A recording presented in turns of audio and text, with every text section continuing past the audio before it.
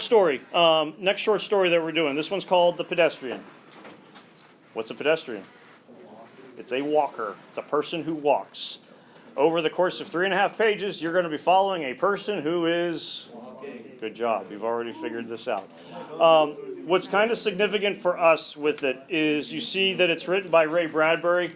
Probably in January, we're going to be taking a look at Fahrenheit 451. Book that we'll be reading is also written by Ray Bradbury. It's not like The Pedestrian ×2 or anything where it goes into fuller detail about the story, but they certainly do have some similarities that's going to be taking place. A main concern within The Pedestrian, and I do want you to write this quote down, a main concern that's taking place within the story The Pedestrian is technology. Story gets written in the 1950s. What form of technology would you say is kind of groundbreaking for 1950s that most consumers would be able to get access to? A refrigerator. Not yet. I don't know. Refrigerator has started, more people are getting them, but refrigeration has been around. The big one's going to be TV. All right. I thought it was the spinning, like, The record player? yeah. Those were, oh, like the dial phone. I don't know, those are around, like, what, 20s? Really? I don't know when the dial would have been introduced. What is going to be happening in the 1950s is you're getting an explosion to all of these different kinds of technology because it's post-World War II. People have money. People are no longer worried about World War I, World War II, and what big event for the U.S. happened in between those in the late 20s and 1930s? The Great Depression, where people really had an absence of money. So now people have the ability to spend it. People want to spend it. And a lot of that kind of goes for technology. Certainly in today's world, it's not going to be the TV that's the big thing, but it's still going to be some type of screen device, you know, whether it be iPad, tablet, phone, computer, stuff along those lines. So Max Frisch, who is a Swiss philosopher, writer, thinker, refers to technology or the knack of so arranging the world that we don't have to experience it. And the big thing that Bradbury is going to be taking a look at are TVs.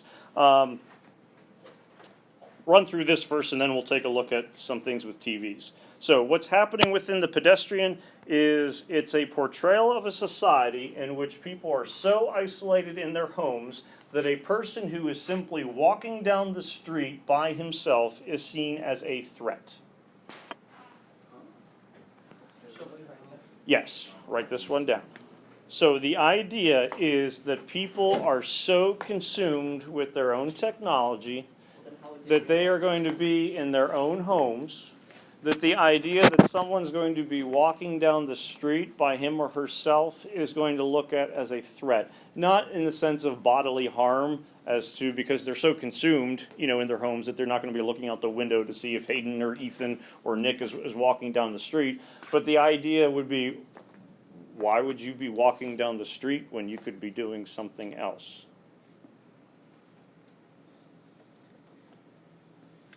Do we have to write that whole thing down? Yeah, I want you to write this one down. Word for word. Yeah, it's a good idea. Now I'm going to start writing some numbers underneath it. I'll explain while you're still writing, or after you're done writing.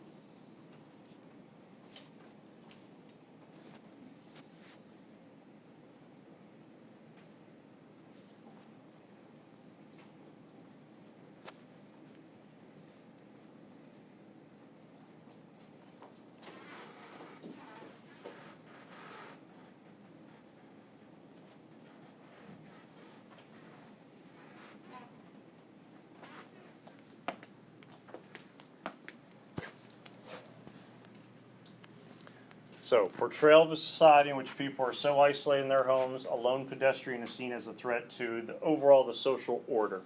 And not to sound like the old man that I am, or feel like a lot of days, it's pretty unusual if Marissa, not her specifically, but 10th grader, junior, senior in the high school, is walking down the hallway and not, well, during change of classes, not staring at the phone, not having earbuds in. I don't know how many times standing at this corner, I'll see people coming down the A hallway and people coming the C hallway, and what happens? Not that it's like huge collision, but there's kind of, sorry. So that concept that, okay, people are going to be so isolated on their screen at their home in the 1950s, it would be similar to the complaint that people are going to be staring at their phones all the time. Numbers that I put up here on the board. 1945. What do you think the 10,000 represents? TVs. Number of TVs that would be in households in the United States. So 1945, you're right before the end of World War II. By 1950, it's up to 6 million TVs. That is a huge jump. You're going from 10,000 to 6 million. That is an increase of 600 times. So there's 600 times more TVs in 1950 than 1945. That's pretty, I don't want to call it disturbing by any means, because we all have TVs, but it's pretty surprising in the sense that A, that number jumps up by such a large factor in a 5-year period. That's a real short amount of time. By 1960, it's up to 60 million TVs. So from a 5-year period, it goes from 10,000 to 6 million, and then that's times 10, or an increase of 54 million within a 10-year period. And today, what is the number? No one knows for sure. Most folks go, it's probably somewhere around 120 million. So far as what's the average number of TVs in a household, I think it's like a 2.6 or whatever. Today's world, 4? I think I have 5.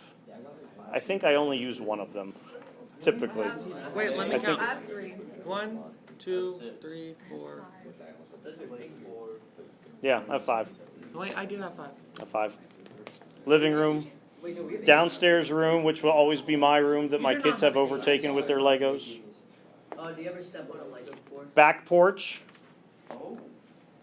That's fancy. Because if I'm going to be grilling dinner, I may as well be able to watch TV. And watching the game outside. Yeah, I have one in my bedroom. And then I was the gonna say. important one, the garage. I don't You have a understand. TV in the garage? Hmm? You have a TV in the Yeah. I don't understand how people have them in the So bathroom. if I'm building something for kids, because they always need more stuff and I'm too cheap to buy it myself, I can have Netflix on while I'm there at work. A lot of dust on that TV, but it works. Mr. Kane, I don't understand how people have them in the bathrooms. Maybe you My gotta brother, do when he that. bought his house, there was one in the bathroom. He took it down. It was a double vanity, and there was a little TV. It was like maybe a 10-inch TV, well, larger than that, maybe like 15, and it was in between the two vanities. So I guess that if someone was watching news in the morning or whatever. But in today's world, it's not so much probably TVs as much as it would be screens.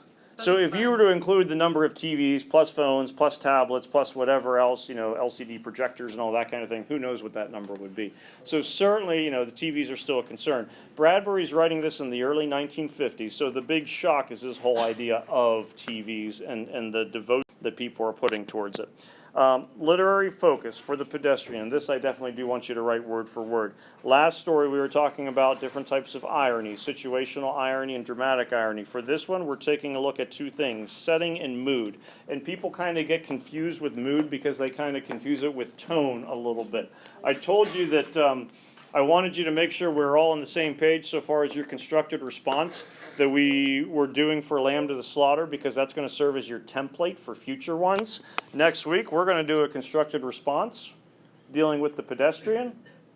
What's a pretty good guess that focal point of that constructed response is going to be? Setting and or mood. All right.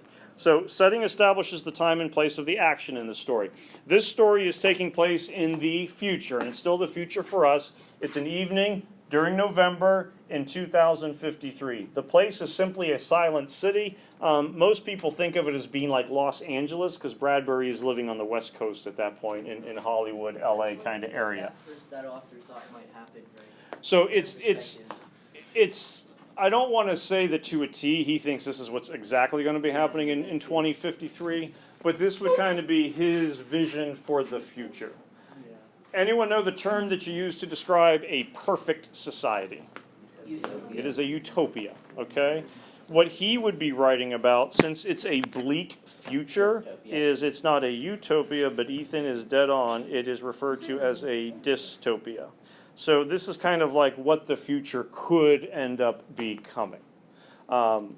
I do, Hayden, I said I don't think he'd be going in 2053. This is exactly what he thinks would be happening, because, you certainly don't know. But I would say that he thinks that this is a strong possibility.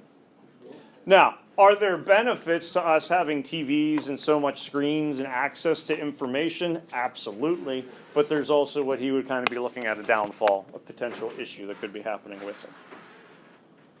Oops. So setting is establishing the place of the action in the story, our overall location. So here we're in 2053. This one's a little bit longer. I'll give you a shorter way of writing it so you don't have to write this word for word. Tone is the writer's attitude. So you want to write this one down. Tone equals the writer's attitude. We were identifying tone with Lamb to the Slaughter. Suspenseful tone, humorous tone, or a darkly, comedic kind of tone. So tone is the author's attitude. That should be fairly consistent throughout the whole work. It could be sympathetic. It could be attacking. It could be kind of like a complacent sort of tone. Mood, and this is what you would want to write here, is the feeling that the reader gets from the writing. You don't have to worry about writing any of the other parts, but I want you to have a definition for tone, and I want you to have a definition for mood. Tone is what the author's attitude is. Mood is what the reader gets from it. Those should, for the most part, match up. The difference would be that tone tends to be pretty consistent throughout the whole entire work. Mood can vary at different parts. So you might have a part of mood of a story where it seems kind of bleak or foreboding, and then you could have another part where it turns into being a little bit hopeful. But the thing to understand, tone is going to describe the writing overall. Mood is going to be a piece of writing, different parts where it can change. So the death of a character, the mood could be depressed or sad, but the discovery of a long-lost friend, the mood could end up being upbeat and joyful. So it's more segmented, but there should be an overall tone that encompasses the entire thing. Tone, author. Mood, reader. Tone, author, mood, reader. Of the two, who tends to be more moody? Probably the reader. So, think of it that way. When you think of Hannah, you think of someone moody. Especially when Austin's around. Yeah. Yes. When you think of Tyler, you think of someone moody, I guess. Not as moody as Hannah, but moody. Manfred, moody. Yeah. Think of Moody's card. But he could go Tyler Tone, Manfred Moody, and then that would get all kind of confused. When Austin thinks of Moody, he thinks of gum. Right? He always has guns. Always has No, Moody does. Oh yeah, that. He just doesn't get it. No, he's too slow. Okay, I can't. He's too short. Oh my. All right, literary focus. Still looking here at setting and mood. Setting can certainly help create a mood. It can contribute to it. Atmosphere. So we're taking a look at something that's going to be in the future. We are also taking a look at some description of what that night is going to be. So, and I'll slide back down for this so that we can take a look at it. The opening of the story, you basically have on a dark, cold night in November, the pedestrian Leonard is walking alone through the city. The streets and freeways are deserted. Dark, tomb-like homes end up lining the streets. So when you see words such as dark, cold, you have a person who is alone. The streets and freeways are deserted. Tomb-like houses are lining the streets. That's going to create a mood that is going to come across as positive or negative. Let's start there. It's definitely negative. Then we can get into words that are going to be a little bit more specific. So, and we don't want to use the same thing as words that are already here, like dark, but it's one that might be depressing. It's one that could be isolating. It's one that could be sterile, where there doesn't seem to be any kind of feeling taking place. People talk about the halls of a hospital seem to be sterile, not lively, foreboding. These could all be things that could be happening here with it. The halls of a hospital are pretty sterile. From, hopefully. Now, you're not writing all of these words down, okay, so don't worry about that. But these are certainly terms that could be used to describe some varying moods. So it could be annoyed or anxious. You could have some areas where the mood would be fatalistic, where it seems that something bad is going to happen. Fatalistic would be pretty good to describe something like Oedipus Rex or foreboding. You could have moods that can be as simple as, kind of gloomy, grumpy, haunting, certainly with Halloween coming around the corner would be one. Nightmarish, numb. So you have certainly a variety of things that you can pull from. We don't want to describe moods as being it's a good mood or it's a bad mood. You can think of a positive or negative connotation, but specifically what would be kind of taking place for it. Are you going to be? Lunch is an exciting time, apparently. All right, so for this part,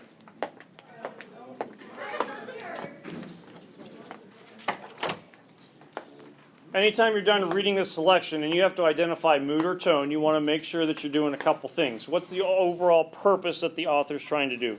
This stuff certainly write down because we're going to be coming back to it next week.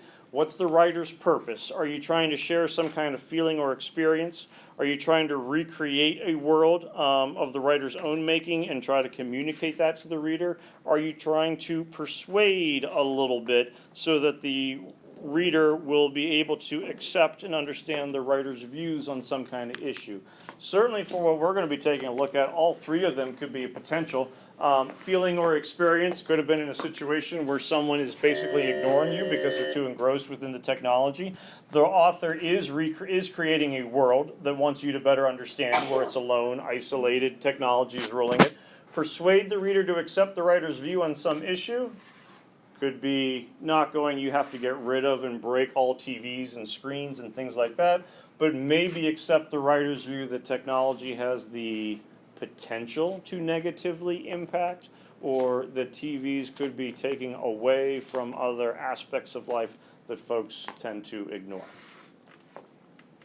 So it's not that you solely have to pick one of the three, and there can be other purposes as well, but for the ones that we're looking at within the pedestrian, those would certainly be three things that he's going to be attempting to do. Doesn't mean that you have to accept them. The writer could have a purpose. He or she could be unsuccessful in that purpose, and that's certainly acceptable and okay.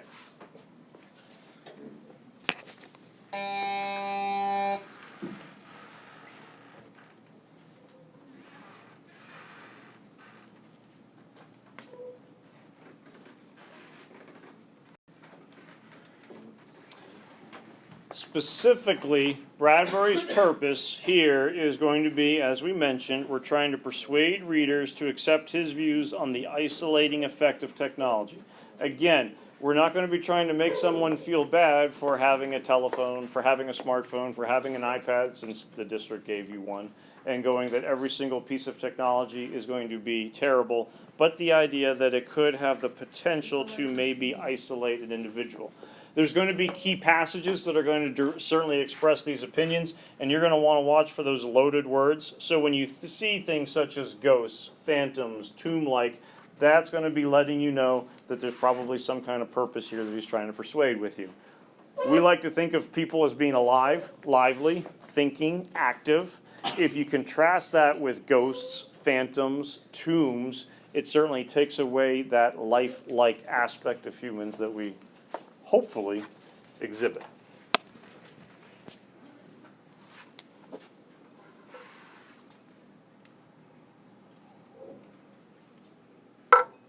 What do we call an author's words?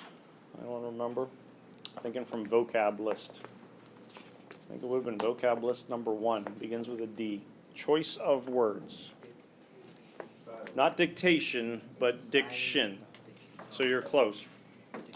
So there's specific examples of diction in this text that we're going to be looking for when it comes to establishing that mood and tone. While I'm mentioning old words, by the way, on Monday, what do you anticipate to get from me as you pick up your weekly syllabus? Oh, there's always something else. High five would be nice. I was thinking of a different kind of 5. Vocab list number 5. Yep. Right. You're not getting Yep. vocab list number 5 next week. Next Friday, you do have a vocabulary test. That's going to be lists 1, 2, 3, and 4. Moody Hannah doesn't want to give me a high five. Not now. So next week you don't have new words, but on Friday of next week we are going to have a vocab list. I'll send out a Quizlet to you that has all 4 vocab lists together. One thing to note though, and Hannah can high five me for this later, your 40 words, 40, bless you. All 40 are going to be on the test, but they'll be broken into 8 sections of 5. So 1 through 5, you're going to be matching with A through E. It's just definitions and terms. 6 through 10 will be matching A through E. So it's not going to be quite as bad. You're packing up and we still got more stuff to write. Oh well. Not oh well. I just did because she was packing up. I don't know where she was going. Found it. She had passed the leave. Well, I already cleaned up and I'm not going to back out. Well, then hang around for a little while then. So, words that Bradbury's going to use to describe main character's house. This is not house of regular people, but this is going to be Leonard's. Leonard's is going to be bright. It's going to be illuminated, square, warm. What these things do, and I know this sounds kind of silly to talk about what words we're talking about with the description of a house. He wants you to see that Meade, the person who lives here, has a house that's going to be bright, it's going to be illuminated because there's going to be interaction taking place.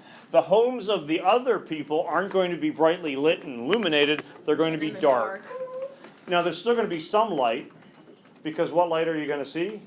The little light, like the little like. Kind of like we talk about blue light with screens, light, like- they're going to have yeah. that little glow that's going to be taking place with the TVs. Now again, it's not going, how dare you watch TV at home on your back porch while you are cooking dinner. For your children. Actually, it's for me.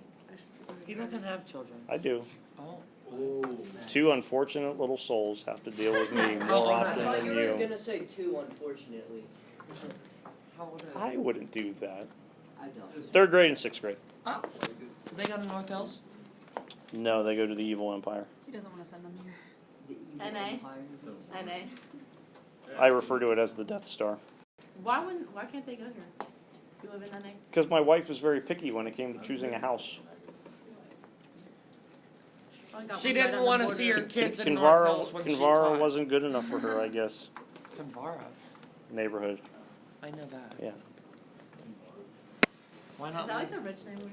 Yes. It's like the rich. It's over by, It's like the rich with the over behind the rocks. mall. Gotcha. That's where Jesse's from. Oh yeah, that's a nice. Jesse. That's what I said.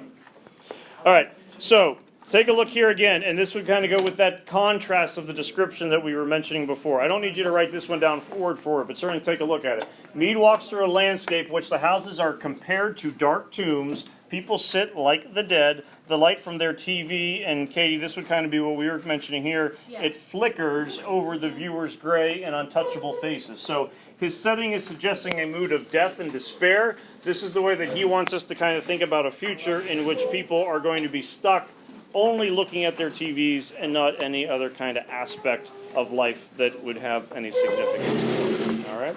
So for tomorrow, Hayden, no offense, but you tend to forget the homework. Ed puzzle, Ed puzzle, Ed puzzle. Ed puzzle. Watch the video, you're answering those 15 questions. Mom is actually going to ask you. So here, we'll pull